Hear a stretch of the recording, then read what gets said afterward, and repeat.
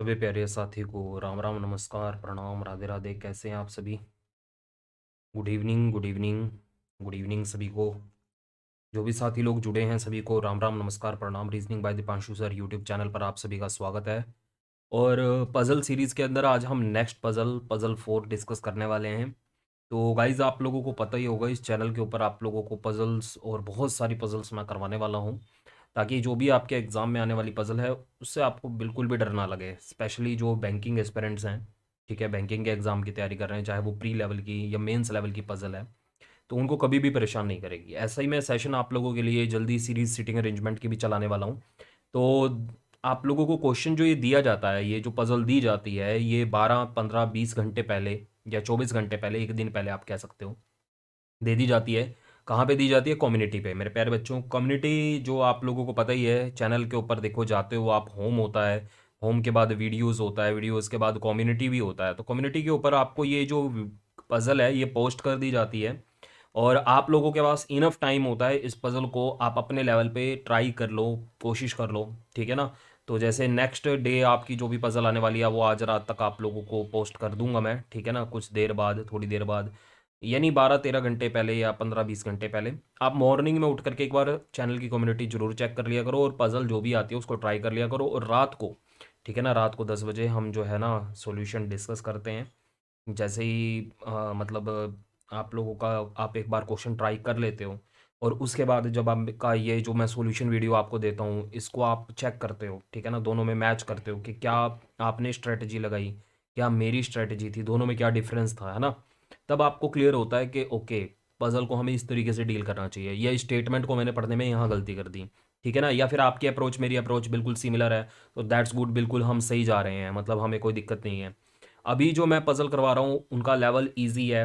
आपके पज़ल के different different level आते हैं, लेवल 0 से लेकर के लेवल 1, लेवल 2, लेवल 3, लेवल 4 तक पज़ल चली जाती है। मेंस लेवल की पज़ल होती हैं। अभी लेवल 0-1 चल रहा है, फिर लेवल 2-3 चलेगा, एंड देन हमारा peak level, difficult level, highest level के भी मैं आप लोगों को क्वेश्चन करवाऊंगा। पजल्स क्या होती हैं? Puzzles are problems intentionally design to stimulate our brain into devising solution. और हमें क्या करना होता है? Candidate is required to analyze the given information. जो इन्फॉर्मेशन हमें दे रखी होती है, वो पैराग्राफ जो हमें दे रखा होता है, उसे हमें एक सुटेबल फॉर्म में कन्वर्ट करना होता है, convert it into a suitable form. और फिर जो प्रश्न हमसे पूछे गए होते हैं उनका हमें आंसर करना होता है। और जो ये सुटेबल फॉर्म होती है वो होती है हमारी टेबल। हमें टेबल में उस इंफॉर्मेशन को मैनेज करना होता है। टेबल क्या होती है? रो कॉलम का कॉम्बिनेशन। कितने कॉलम बनाने हैं और कितनी रो बनानी है, ये सबसे पहला डिसीजन होता है, ठीक है ना। जो पजल्स होती हैं डिफरेंट डिफरेंट टाइप की होती हैं, day based puzzle, month based puzzle, date based puzzle, year based puzzle, में सारी प्रकार की जो पजल है आप लोगों को करवा रहा हूँ। जिसमें मैंने लास्ट पजल जो पजल 3 थी वो मंथ बेस्ड पजल करवाई थी। अभी मंथ बेस्ड पजल में और भी बहुत सारी पजल आनी बाकी हैं, ठीक है ना। तो अभी मैं लेवल 0-1 पे बात कर रहा हूँ, तो बिल्कुल ईजी लेवल में आपको आज ईयर बेस्ड पजल करवा रहा हूँ, ठीक है। आपने क्वेश्चन पढ़ भी लिया होगा। अगर आप लोगों ने क्वेश्चन अभी तक नहीं ट्राई किया है तो मैं तो कहूँगा कि आप वीडियो को पहले पॉज करके ना आप क्वेश्चन ट्राई कर लो। क्वेश्चन इस वीडियो के डिस्क्रिप्शन में भी आप लोगों को दिया गया है, ठीक है ना। तो क्वेश्चन आपको कई जगह मिलता है, वीडियो का जो लिंक बना होता है, आप लोगों का सेशन का लिंक बना होता है, तो आप उसके डिस्क्रिप्शन में से उस पजल को उठा करके सोल्व कर सकते हो। कम्युनिटी पे, टेलीग्राम ग्रुप से नहीं जुड़े हुए, यहाँ पे चैट बॉक्स में भी आपको टेलीग्राम ग्रुप का लिंक नजर आ रहा है, और आपके वीडियो के डिस्क्रिप्शन में भी टेलीग्राम ग्रुप का लिंक दिया हुआ है। रीजनिंग बाय दीपांशु सर के नाम से आप सर्च भी कर सकते हो टेलीग्राम पर। तो आप उस ग्रुप में जुड़ जाइएगा, वहाँ पर भी ये पजल आपसे शेयर कर दी जाती है। तो कितने माध्यम है, कितने मीडियम है जहाँ से आप लोगों को, आपको ये पजल मिल जाती है और आप उसको सोल्व कर लेते हो, ठीक है। तो करना क्या है? पजल को सोल्व करने के लिए, जो भी किसी भी टाइप की पजल है, तो उसको सोल्व करने के लिए हमें क्या करना है? Data should be collected in short form. हमें वो जो इन्फॉर्मेशन है वो डाटा है शॉर्ट फॉर्म में कलेक्ट करना है, in a such a manner that reading is not required, ताकि हमें पजल को बार बार ना पढ़ना पड़े, ठीक है। जैसे मान लीजिए वो कहता है कि राम दिल्ली नहीं जाता है, तो राम के साथ आपने दिल्ली लिख करके क्रॉस कर दिया। अगर वो कहता है राम दिल्ली जाता है, तो सीधा फिल कर दो, या फिर आप उसको साइड में शॉर्ट फॉर्म में लिख लो, ठीक है। तो पहली कोशिश अपनी यही रखना कि टेबल के अंदर सारी इंफॉर्मेशन को पुट किया जाए, लेकिन अगर नहीं पुट कर पा रहे हो तो शॉर्ट फॉर्म में कलेक्ट कर लो। लाइक ये स्टेटमेंट है, is second to the right of B, इसको शॉर्ट फॉर्म में कैसे लिखेंगे? बी लिख करके उसके राइट में 2 लाइनें लगा करके, सेकंड राइट में ए। वो कहता है बी के थर्ड लेफ्ट में ए है, बी के बाएं तीसरे स्थान पर ए है। इस तरीके से शॉर्ट फॉर्म में कलेक्ट किया जाता है। अब ये जो शॉर्ट फॉर्म आप लिखते हो, आप या तो जैसे मैं लिखता हूँ उसको आप देखो, उसको समझो, उसी के तरीके से आप शॉर्ट फॉर्म लिखो। लेकिन एक काम बिल्कुल ना करें, बहुत सारे आप लोगों ने देखा होगा वीडियोस में बताया जाता है कि आप पहले सारी इन्फॉर्मेशन को शॉर्ट फॉर्म में लिख लो। भाई जब ज़रूरत है तभी लिखनी होती है शॉर्ट फॉर्म। ये शॉर्ट फॉर्म में सारा का सारा पूरा का पूरा क्वेश्चन नहीं कन्वर्ट कर लिया जाता, ठीक है। उसके बाद हमें जो हमारा डाटा है उसको सिस्टमेटिक मैनर में अरेंज करना है, ठीक है ना। सिस्टमेटिक मैनर वही है कि हमें टेबल में अरेंज करना है और फिर इसे रिलेट करना है ताकि हमें सॉल्यूशन मिल जाए, ठीक है। तो गाइज़ हमें ये जो पज़ल हमें दी गई है, अगर आपने, फिर मैं कहूँगा, नहीं ट्राई की है तो भाई आप लोग एक बार ज़रूर ट्राई कर लो, ठीक है। तो आपको अभी आगे क्वेश्चन को देखने से पहले मैं कहूँगा इस वीडियो को 10 मिनट 15 मिनट बाद देख लेना, कोई दिक्कत नहीं है। ये वीडियो यहीं पड़ी है, कहीं नहीं जा रही है वीडियो, ठीक है ना। और इस चैनल को भी थोड़ा सपोर्ट करो, ठीक है, ताकि ऐसे ऐसे और प्यारे प्यारे इंटरेस्टिंग सेशन मैं आपको के लिए लेके आता रहूँ। पिछली जो क्लासेस मैंने आपको दी हैं, आप उन्हें देखना कि उनके अंदर क्या आप लोगों को एक एक्सट्रीम लेवल की नॉलेज मिल रही है, क्या आप वहाँ पर फील कर रहे हैं कि यस आपको कभी पेड लेने की ज़रूरत ही नहीं है। आप रीजनिंग जो है ना, बेसिक से लेकर के एडवांस तक और किसी भी एग्जाम के लिए इसी चैनल से पढ़ सकते हो। तो आप लोग इस चैनल को थोड़ा और मुझे थोड़ा सपोर्ट करो, चैनल को सब्सक्राइब करो और अपने कम से कम 15-15 20-20 फ्रेंड से, ठीक है ना, मिनिमम आप टारगेट लेकर के चलो। 15-20 नहीं, चलो 10 फ्रेंड का भी मान टारगेट लेकर के चलो कि 10 फ्रेंड से चैनल को सब्सक्राइब करवा दोगे, ठीक है ना। मैं बस ये एक रिक्वेस्ट कर रहा हूँ, ये एक सपोर्ट है, ये मेरे को एक सपोर्ट है, इस चैनल को एक सपोर्ट है, ताकि हम चीज़ों को और बेहतर कर सकें और ज़्यादा इनके ऊपर मैं काम कर सकूं, मुझे मोटिवेशन मिल सके। सिंपल सी बात ये है, ठीक है। तो अगर आपको क्वेश्चन देखने में कोई प्रॉब्लम आ रही है, लो मैं एक बार जो है स्क्रीन से हट जाता हूँ, फिर आप लोगों को क्वेश्चन बिल्कुल क्लियर दिख रहा होगा, लीजिए, ठीक है ना। तो देखिए अब आपको क्वेश्चन पूरा दिख रहा है, वीडियो को पॉज करके स्क्रीनशॉट लेके, ब्लर दिख रहा है, रेजोल्यूशन बढ़ा करके, ठीक है। आप स्क्रीनशॉट ले लो और ट्राई कर लो, उसके बाद आप क्वेश्चन को आगे पढ़ो, मेरे साथ ट्राई करो, ठीक है। तो गाइज़ ये रहा क्वेश्चन, और ज़्यादा जूम कर दिया है, ठीक है। तो एक बार आप लोगों को पूरा क्लियर क्वेश्चन दिख रहा है, ठीक है। तो आप ट्राई कर लो जल्दी से, तेज़ी के साथ बना लो, बड़ा ही अच्छा लाजवाब क्वेश्चन है। देखिए क्वेश्चन की जो ये पहली 2-3 लाइनें होती हैं, ये होती हैं इन्फॉर्मेशन। जैसे यहाँ पर लिखा हुआ है 8 person ABCDFGH they are born in different year, ठीक है, and after that their ages are with respect to year 2017, ठीक है। आगे जो स्टार्ट हो जाती हैं वो कंडीशन स्टार्ट हो जाती हैं। तो ये जो आपको क्वेश्चन की शुरुआत में 2-3 लाइनें दे रखी हैं, इनको पढ़ के आप लोग जो है, आपकी यहाँ से 2-3 लाइनें पढ़ के आप लोगों को ये डिसाइड करना होता है कि क्वेश्चन में कितनी कैटेगरीज के बारे में बात हो रही है, तो हमें कितने कॉलम बनाने पड़ेंगे। तो एक तो पर्सन के बारे में बात हो रही है, कि ईयर के बारे में बात हो रही है, और एक एज के बारे में बात हो रही है। इट मीन्स ये जो क्वेश्चन है ये 3 कॉलम का क्वेश्चन है, हमें यहाँ पे 3 रिस्पेक्टिव इन्फॉर्मेशन चाहिए। तो पहले हमने शुरुआत में 3 कॉलम में, एक में ईयर लिख लिया, एक में एज लिख ली, और एक में पर्सन लिख लिए। और ये क्वेश्चन जो है आप लोगों का पर्सन के रिस्पेक्ट में नहीं बनेगा। जिस क्वेश्चन में भी ईयर की बात होती है वो क्वेश्चन ईयर के रिस्पेक्ट में बनता है, जिस क्वेश्चन में भी मंथ की बात होती है वो क्वेश्चन मंथ के रिस्पेक्ट में बनता है। इसलिए इस क्वेश्चन को कहा जाता है ईयर बेस्ड पजल। क्या कहा जाता है? ईयर बेस्ड पजल, क्योंकि इस क्वेश्चन में ईयर की बात हुई है और ये ईयर के बेस्ड पर बनेगा, ठीक है। हाँ जी, तो क्वेश्चन को हम ईयर के बेस में बनाने वाले हैं, दैट्स वाई आप ईयर के रिस्पेक्ट में पर्सन बनाने की कोशिश करोगे। क्या करोगे? ईयर के रिस्पेक्ट में पर्सन को बनाने की कोशिश करने वाले हो। पर्सन के रिस्पेक्ट में अगर आप ईयर बनाओगे तो आपका क्वेश्चन माइट भी बन जाएगा, बट बहुत टाइम कंज्यूमिंग हो जाएगा, कॉम्प्लिकेटेड हो जाएगा, और शायद फिर बने भी ना, दिक्कत भी आए, ठीक है ना। स्टेटमेंट ना समझ में आए, पढ़ ना पाए, इंप्लीमेंट ना कर पाए, बहुत सारी दिक्कतें हो जाती हैं। तो गाइज आप लोगों को क्वेश्चन ईयर के रिस्पेक्ट में बनाना है, ठीक है, ईयर के रिस्पेक्ट में पर्सन बनाने हैं, ठीक है, आप ये कहेंगे, ठीक है। अब आप कहोगे कि इतने सारे हमने कॉलम या इतनी बड़ी टेबल क्यों बनाई है, क्या हमें इतनी बड़ी टेबल बनानी है? नहीं, ठीक है, वो चीज़ें आप लोगों को जब मैं क्वेश्चन करवाऊंगा तब समझ में आ जाएंगी। ईयर क्या क्या है हमारे पास? 1953 है, ठीक है। और क्वेश्चन में अगर ईयर आपको सीक्वेंस में नहीं भी दिए गए तो आप उन्हें सीक्वेंस में ही लिखें, ठीक है। उसके बाद 1958 है, ठीक है। और उसके बाद है हमारे पास 1964, 74, 80, 1980 के बाद 1985 है, 1993 है, और 1999 है। मैं कह रहा हूँ ये अगर ईयर आपको सीक्वेंस में नहीं भी दिए गए थे तो आप इन्हें सीक्वेंस में खुद ही लिख लीजिएगा, ठीक है।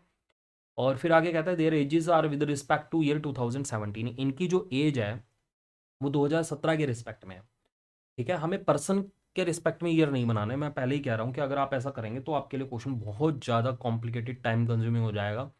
आपको डिसाइड करना है कि किस ईयर में कौन सा पर्सन पैदा हुआ है, दैट्स इट, ठीक है। अब एज अगर आपको निकालनी है तो ठीक है, नहीं निकालनी है तो भी काम चल जाएगा। अगर आप निकाल लोगे तो आपके लिए बेनिफिट ही है, नुकसान कुछ नहीं है। और एज 2017 के रिस्पेक्ट में है तो 2017 आज का ईयर आप मान के चलें, वैसे तो आज 2022 है, लेकिन आज 2017 मान के चले, और उससे 1953 अगर आप सब्ट्रैक्ट करते हैं तो आपको पता लग जाता है कि जो पर्सन 1953 में पैदा हुआ होगा तो 2017 के रिस्पेक्ट में उसकी एज क्या बनेगी। ठीक है, तो 2017 से जब मैंने 1953 सब्ट्रैक्ट किया, 7 में से 3 गया 4 और 11 में से 5 गया 6, 64 साल का वो निकल के आता है। और अगर ये एक व्यक्ति की आपको एज पता लग जाती है, फिर दूसरे तीसरे सभी की निकल जाएगी, क्योंकि यहाँ पे 5 साल का डिफरेंस है, इनमें देख सकते हो आप। तो 5 साल छोटा हो जाएगा 59 का। यहाँ पे भी आपका 6 साल का डिफरेंस है, तो ये 6 साल छोटा हो जाएगा 1950, हाँ 6 साल छोटा हो जाएगा 19, ये 53 साल का हो जाएगा। और अगर आगे मैं देखूँ तो 10 साल का डिफरेंस है तो 43 साल का हो जाएगा, फिर आगे 6 साल का डिफरेंस है 37 साल का हो जाएगा, ये आगे 5 साल का डिफरेंस है तो 32 साल का हो जाएगा। जो व्यक्ति 1993 में पैदा हुआ होगा वो आपका 24 साल का हो जाएगा, क्योंकि यहाँ पे 8 साल का डिफरेंस है और आगे 6 साल का डिफरेंस है तो 18 साल का हो जाएगा। ठीक है, फिर भी कोई एज या कुछ भी आपने गलत लिखा हो तो देख लीजिएगा, मैंने कुछ गलत लिखा हो मुझे बता दीजिएगा। ठीक है ना, गड़बड़ नहीं होनी चाहिए, आराम से पूरा समझदारी के साथ हर इन्फॉर्मेशन को आपको बिट बाय बिट रिलेट करना है, गलत नहीं करना है। अब अपना सिर्फ इतना से ही टेबल बनाने का फर्ज था। ये टेबल हमें ज़रूरत अनुसार बनानी पड़ती है, आगे के जो ये मैंने कॉलम बनाए हैं, ठीक है, ये पॉसिबिलिटीज़ को मैनेज करने के लिए बनाए गए हैं। ठीक है, बाकी जब क्वेश्चन पढ़ूंगा, जब इंप्लीमेंट करूंगा, समझ में आ जाएगा कि कब क्यों बनाना था इनको। पहली condition, only 2 person were born before H, H से पहले, अब कंडीशंस बना रहे हैं हम, एच से पहले केवल 2 लोगों का जन्म हुआ। देखिए अगर मैं एच को सबसे लास्ट में बनाता हूँ तो उससे पहले 7 लोगों का जन्म हो जाता है, तो मुझे एच को 1 2 यहाँ पर बना लेना चाहिए ताकि उससे पहले सिर्फ 2 ही पर्सन हो। ठीक है ना, तो एच से पहले केवल 2 लोगों का जन्म हुआ तो केवल 2 ही लोग होने चाहिए। ठीक है, तो हमें एक पर्सन तो मिल गया, ऐसे ही सारे मिल जाएंगे। अगली कंडीशन है, 1 person was born between H and D, H और डी के बीच में सिर्फ एक पर्सन पैदा हुआ। देखो ये कंडीशन में अगर मैं आपको कहूँ सीटिंग अरेंजमेंट में इंप्लीमेंट करो तो मुझे नहीं लगता कोई दिक्कत होगी। अगर मान लीजिए एच यहाँ पे उससे एक पर्सन, वो कहता है there is only 1 person in between H and D, H और डी के बीच में सिर्फ एक पर्सन बैठा है, तो आप एच से डी इधर भी बना सकते हो और एच से डी उधर भी बना सकते हो, होती है ना 2 पॉसिबिलिटी। तो जैसे आप रो में सोचते हो वैसा ही आप कॉलम में भी सोचो। जब वो कह रहा है एच और डी के बीच में एक व्यक्ति पैदा हुआ, तो एच से पहले भी डी पैदा हो सकता है और डी बाद में भी हो सकता है, एच और डी के बीच में मुझे एक व्यक्ति बनाना है। यहां पर पॉसिबिलिटीज अराइज हो रही हैं, तो जब पॉसिबिलिटीज अराइज हो रही हैं, इट्स यूर सॉल्यूशन 1। ठीक है ना, तो आप एक और सॉल्यूशन बनाइए पॉसिबिलिटीज के लिए, दूसरा सॉल्यूशन। ठीक है ना, तो ये तो हमारी फिक्स इंफॉर्मेशन है। ठीक है ना, इस फिक्स इंफॉर्मेशन के रिस्पेक्ट में, देखिए ये फिक्स है, ये प्रीफिक्स है, इसके रिस्पेक्ट में हम पर्सन बना रहे हैं, तो एक कॉलम आप पर्सन का और बना लीजिए। पहले इसको कॉपी कीजिए, पहले इसको कॉपी कीजिए। ठीक है ना, आप इसको कहेंगे सॉल्यूशन 1, सॉल्यूशन 2। ठीक है, क्योंकि इसमें एच से एक पर्सन पहले छोड़ के मैं डी बना रहा हूं ऊपर, इसमें एच से एक पर्सन छोड़ करके मैं डी बना रहा हूं नीचे। अब कौन सा सॉल्यूशन सही होगा, जो बंदा अंतर्यामी शायद वो तो बता देगा कि सर सॉल्यूशन 1 सही है या सॉल्यूशन 2 सही है, कौन सा सॉल्यूशन सही है। मैं तो नहीं बता सकता हूँ, मुझे तो बना करके देखना पड़ेगा, या तो सॉल्यूशन 1 सही होगा या 2 सही होगा। कौन सा सही होगा, जो मेरे क्वेश्चन की कंडीशन को सेटिस्फाई करता हुआ चला जाएगा वही सॉल्यूशन सही होगा। अगर इस सॉल्यूशन में कंडीशन सेटिस्फाई होगी तो ये सही है, अगर इस सॉल्यूशन में आपकी कंडीशन सेटिस्फाई होती है तो यही सही होगा। चलो देखते हैं, कंडीशन इंप्लीमेंट करेंगे तब पता लगेगा। कहता है there is a difference of 5 year between D and G H. ठीक है ना, तो डी और जी की उम्र में 5 साल का अंतराल है, गैप है, डिफरेंस है। तो मेरे प्यारे बच्चों यहाँ पर देखिए बड़ी सिंपल सी इन्फॉर्मेशन है कि डी है जी है और इनकी एज में जो डिफरेंस है वो कितना है, 5 साल का है। अगर मुझे दोनों में से किसी एक की एज पता है तो दूसरे की मैं एटलीस्ट कुछ तो प्रेडिक्ट कर पाऊंगा। जैसे सॉल्यूशन 1 के हिसाब से आप चलिए, सॉल्यूशन 1 के हिसाब से डी 64 साल का है। अगर डी 64 साल का है तो सिंपल सी बात है, जो जी होगा या तो 5 साल बड़ा होगा या 5 साल छोटा होगा, तभी 5 साल का डिफरेंस होगा। 5 साल बड़ा हुआ तो 69 साल का होगा, छोटा हुआ तो 59 साल का होगा। अब देखिए 69 साल का तो कोई है ही नहीं, सिंपल सी बात है, सॉल्यूशन 1 के हिसाब से जो जी मुझे रखना पड़ेगा वो यहाँ रखना पड़ेगा ताकि उनकी एज में 5 साल का डिफरेंस हो। अब सॉल्यूशन 2 के हिसाब से हम बात करते हैं, क्योंकि जो भी मुझे कंडीशन पढ़नी है मैंने इसमें इंप्लीमेंट कर ली, इसमें भी इंप्लीमेंट करनी है, दोनों में। अब सॉल्यूशन अगर मैं 2 के हिसाब से बात करूं तो जो डी की एज है वो कितनी है, देखिए एज ये है, एज और ईयर में कंफ्यूजन नहीं होना, 37 साल है। तो 37 में 5 जोड़ा 42 और 37 से 5 घटाया तो 32, यानी जी जी की एज बनेगी या तो 42 बनेगी या 32 बनेगी। अब 42 साल का कोई है नहीं तो जी को मुझे कहाँ रखना पड़ेगा, 32 में। क्लियर है, तो आप लोग जो भी कंडीशन पढ़ रहे हैं इन दोनों में इंप्लीमेंट करते हुए चलिए। ठीक है ना, जब इंप्लीमेंट करते हुए जाएंगे तो आपके सामने सॉल्यूशन बनता हुआ आ जाएगा। चिंता करने की बिल्कुल भी बात नहीं है। आगे बढ़े, अगली कंडीशन क्या है, नेक्स्ट कंडीशन में क्या लिखा हुआ है। तो जो भी कंडीशन पढ़ रहे हैं दोनों में इंप्लीमेंट करते हुए चलो। कहता है B is not 18 year old, B 18 साल का नहीं है। अब देखिए इस छोटी सी कंडीशन से मुझे ज़्यादा कुछ क्लियर हुआ नहीं है, मुझे इतना पता चला है कि बी 18 ईयर का नहीं है। मतलब सॉल्यूशन 1 में अगर मैं बना रहा हूँ बी यहाँ नहीं बनेगा, तो 1 2 3 4 इन चारों जगह बन सकता है। ऐसे सॉल्यूशन 2 में भी है, बी यहाँ नहीं बनेगा, 1 2 3 4, 4 और 4 कितने हो गए, 8। 8 केस तो यार बहुत ज़्यादा है। मतलब अगर मैं अभी बी बनाने के बारे में सोचूं तो वो 8 जगह बन सकता है। देखो हमें ऐसा ही सोचना होता है कि उसने कहा बी 18 साल का नहीं है, बी यहाँ नहीं बन सकता, बी अगर यहाँ नहीं बन सकता तो कहाँ कहाँ बन सकता है, और कहाँ कहाँ बन सकता है, दैट मीन्स मैं सारी पॉसिबिलिटीज निकाल रहा हूँ।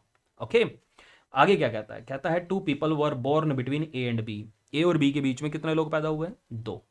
अब ए और बी के बीच में 2 लोग पैदा हुए हैं, ठीक है ना, ए और बी के बीच में 2 पर्सन बनाने हैं। अब ए पहले पैदा हुआ है या बी पहले पैदा हुआ है, क्योंकि अगर मैं ए को ऊपर बी को नीचे रखूं या बी को ऊपर ए को नीचे रखूं तब भी उनके बीच में 2 पर्सन तो बन ही जाएंगे।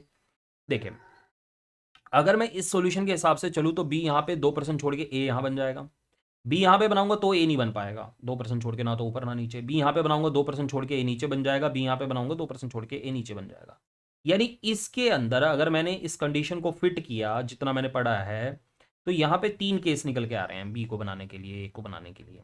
ऐसे ही यहाँ पर अगर मैं बी को यहाँ नहीं बना सकता तो कहाँ का बना सकता हूँ, 1 2 3 4। लेकिन अगर मैं बी यहाँ पे बनाऊंगा 2 पर्सन छोड़ के जो मुझे ए बनाना है वो भी नहीं बन पाएगा, तो इसमें भी 3 केस बचते हैं, तो 3 और 3 कितने हो गए, 6, ज़्यादा है। तो अभी मैंने इस कंडीशन को भी होल्ड में रख लिया है। आगे बढ़ते हैं, तो कहता है neither A nor B is oldest among all. अब वो कह रहा है ए और बी आपको ओल्डेस्ट नहीं बनाने हैं, सबसे ऊपर नहीं बनाने हैं। देखिए प्यारे बच्चों, यहां पर आपके इस वाले सॉल्यूशन पे, सॉल्यूशन 1 पे कोई फर्क नहीं पड़ा इस कंडीशन का, लेकिन सॉल्यूशन 2 पे फर्क पड़ा है कि यहां पर आप ए भी नहीं बना सकते, बी भी नहीं बना सकते, ओल्डेस्ट नहीं है, सबसे ज्यादा उम्र के नहीं है, सबसे ऊपर नहीं बनेंगे। ठीक है, तो इससे फर्क क्या पड़ा है, चलो देखते हैं, मतलब कितने सॉल्यूशन हमारे अभी हमें बनाने पड़ेंगे। ठीक है, देखिए यहाँ पर सॉल्यूशन 1 के अगर मैं केस बनाऊंगा तो मुझे 3 केस बनाने पड़ेंगे, सॉल्यूशन 1A 1B और 1C। ठीक है ना, सॉल्यूशन 1 की पहले मुझे कॉपी कर लेनी पड़ेगी इन दोनों पे जगह पे। ठीक है, पर्सन पर्सन, ठीक है, DGH, और जो कंडीशन आपने ए बी वाली कंडीशन पढ़ी हुई है उसके मुताबिक आप बी को यहाँ नहीं बना सकते क्योंकि बी सबसे नीचे नहीं बनेगा, यहाँ बना सकते हो 2% छोड़ के ए ऊपर बन जाएगा। यहाँ भी नहीं बना सकते क्योंकि 2% छोड़ के ना तो नीचे बनता है ना ऊपर बनता है। ठीक है ना, सॉल्यूशन 2 पे भी अभी मैं बात करूंगा, रुक जाइए, मैं अभी सॉल्यूशन 1 के जितने भी केस हैं सारे केस आपके सामने रख रहा हूँ। अब यहाँ पे बना सकते हो बी 2% छोड़ के ए नीचे बन जाएगा, और यहाँ पे भी बना सकते हो बी 2% छोड़ के ए नीचे बन जाएगा। नीचे आपको बी नहीं बनाना और सबसे ऊपर ए बी नहीं बनाना। अब मैं बात करता हूँ सॉल्यूशन 2 की, अगर मैं ये कंडीशन यहाँ पर इंप्लीमेंट कर रहा हूँ 2A और सॉल्यूशन 2B, और ज़रूरत पड़ी तो मैं 2C और भी बना सकता हूँ, बनाने पड़े तो मैं बना लूँगा। HDG मैंने इसको यहाँ पे कॉपी कर लिया है। ओके, और जो कंडीशन है उसके मुताबिक मैं बी यहाँ नहीं बना सकता क्योंकि बी सबसे छोटा नहीं है, 18 ईयर ओल्ड नहीं है, उसने कहा था B is not 18 year old. B यहाँ बना लो, 2% छोड़ के ए ऊपर बन जाएगा, नीचे तो नहीं बनेगा। और जो इसकी कॉपी है इसमें देखिए यहाँ तो बनाना नहीं है और यहाँ आप बना चुके हो। ठीक है, यहाँ पे आप बनाओगे तो 2% छोड़ के ए ऊपर जाएगा, ऊपर तो नहीं बना सकते, मना किया गया है, ऊपर नहीं बना सकते ना, उसने कहा था कि ए और बी सबसे ऊपर नहीं बनेंगे। तो बी अगर हमने यहाँ पे बनाया है तो ए 2% छोड़ के नीचे बन सकता है। ठीक है, और बी अगर आपने यहाँ पे बनाया 2% छोड़ के, पहले ही मैं बता चुका हूँ ना तो ऊपर बनता है ना नीचे, और बी सबसे ऊपर बनाना, ना तो ए ना बी। ठीक है, तो आपकी ये टोटल केस है, मतलब अभी तक मैंने यहाँ तक अगर क्वेश्चन को पढ़ा है और इसको इंप्लीमेंट करवाया है कंडीशन को, तो ये रिजल्ट है। मतलब अगर क्वेश्चन इतना ही होता, इतना ही क्वेश्चन होता तो आपके सामने ये रिजल्ट होता। क्लियर है मेरी बात? ठीक है, तो चलिए आगे बढ़ते हैं। आगे क्या कहता है, कहता है A was born before B, A B से पहले पैदा हुआ। अब देखिए सीधी सी ये बात है भाई, अगर मेरे को पहले ही ये कंडीशन क्लियर हो जाती तो मुझे ये वाला केस लेके ही नहीं चलना पड़ता। ठीक है ना, मेरे लिए और आसान हो जाता। तो मैं यहाँ पे आपको ये समझाना चाहता हूँ इस पजल में, और इस पॉइंट पे आपको ये समझाना चाहता हूँ कि आप एक कंडीशन पढ़ते हो, आपके सामने 8 पॉसिबिलिटी आती हैं, फिर आपने दूसरी कंडीशन को साथ में ले लिया तो वो पॉसिबिलिटी थोड़ी घटी, 6 हो गई। तीसरी कंडीशन को पढ़ा तो आपकी वो ही पॉसिबिलिटी 5 हो गई। अब चौथी कंडीशन भी साथ में लगा देते तो वही पॉसिबिलिटी 2 रह जाती। समझ रहे हैं ना, वही जो केस हैं वो 8 केस, 6 केस हमें नहीं बनाने पड़ते, जो 5 केस हमने बना रखे हैं हमें नहीं बनाने पड़ते, अगर मैं ये कंडीशन पहले इंप्लीमेंट या मतलब साथ में इंप्लीमेंट करवा लेता। ठीक है, क्वेश्चन हमें स्टेटमेंट वाइज ही पढ़ना है, लेकिन जहां पॉसिबिलिटीज अराइज होती हैं वहां पे अगली कंडीशन को साथ में लेकर के चलो, दो स्टेटमेंट। और वहां पर आपने देखा कि अगली कंडीशन पढ़ के भी हमारे इस क्वेश्चन को हम मतलब छोटा नहीं, मतलब पॉसिबिलिटीज को कम नहीं कर पा रहे हैं, तो तीन कंडीशन, आप तीन स्टेटमेंट जरूरत पड़ने पर, जरूरत कब पड़ती है, जब पॉसिबिलिटीज अराइज होती हैं, तीन स्टेटमेंट एक साथ पढ़ के आप लोग क्वेश्चन में इंप्लीमेंट करवा सकते हो। और मैंने तो अभी चार कंडीशन पढ़ी हैं। तो गाइज चौथी कंडीशन में लिख दिया था, ये ए बी वाली जो चौथी कंडीशन है, इसमें लिख दिया है कि A was born before B, A B से पहले पैदा हुआ है। तो जिस सॉल्यूशन में ए आपने पहले बना रखा है तो वो तो सही है, ठीक है ना, लेकिन जिसमें बाद में बना रखा है वो गलत हो जाएगा। वो गलत हो जाएगा जिसमें ए जो है हमें बाद में बनाया हुआ नजर आ रहा है, बी के बाद बनाया हुआ नजर आ रहा है, तो ये सॉल्यूशन एलिमिनेट हो गया, ये सॉल्यूशन भी एलिमिनेट हो गया, और ये भी सॉल्यूशन एलिमिनेट हो गया, क्योंकि इनमें तीनों में जो ए है वो बी के बाद में बनाया हुआ है, नीचे बनाया हुआ है, ठीक है ना, तो वो बाद में पैदा हुआ। सिंपल सी बात है। तो गाइज अब देखते हैं कि हमारा सॉल्यूशन कौन सा सही है, सॉल्यूशन 1A सही है या 2A सही है, ठीक है ना, देखते हैं, लेट्स सी। तो ये स्ट्रेटजी होती है अपना पजल को बनाने की।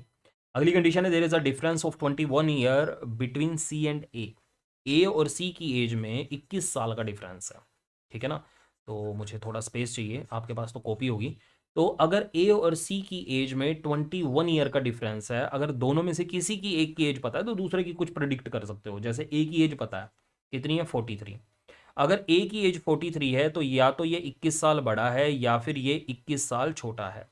अगर मैं 43 में 21 जोड़ दूँ तो 64, और 21 घटा दूँ तो 22, यानी सी की एज, सॉल्यूशन 1 के हिसाब से बात कर रहा हूँ। वैसे सॉल्यूशन 1 और 2 दोनों में ही ए की एज क्या है, 43 ही है, 43 ही है।